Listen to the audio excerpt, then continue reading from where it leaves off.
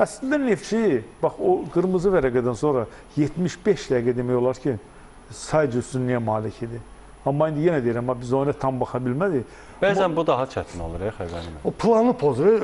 Rəqib daha böyük qüvvəli müdafiədə olur. Kompakt oynayır. Mən də hərdən Belə oyundan sonra Qurbanberdiyevdə açıqlamasında, yəni mətbuat konferansında daha çox bunu qabardıb ki, kompakt müdafiəçilərimiz, ümumiyyətlə futbolçularımız yaxşı müdafiə olundu, rəqibə heç bir imkan vermirdik. Təqəmmən, özünüz də çox gözəl bilmişsiniz. Yaratmaqdansa dağıtmaq daha asandır. 75 dəqiqə toz dağıtmağı bacarır. Yəni, Berdiyevin komandası dağıdıcıdır və ən böyük üstünlüyü də standart vəziyyətdir. Miller yoxdur, indi başqası çıxdı. İndi bilmirəm, bəlkə oyun vəziyyətindən vurub, amma əksər qollarını standartdan vururlar. Hava toplarından vururlar. Yenə deyirəm, Turan tozdan gözləntilər tam fərqli idi. İndi mən başqa cür görürüm. Mən ona görə həmişə belə inamla deyirdim ki, Araz Naxçıvan üçlükdə olmayacaq.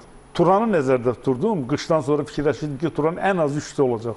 Amma indi baxıram ki, sabah biraz hərəkətə gəlsə, hələ bilmək olmaz Turan o 4-də qalacaq, yoxsa yox. Hətta sabahın bir qədər irələnməsini gözləyirsiniz.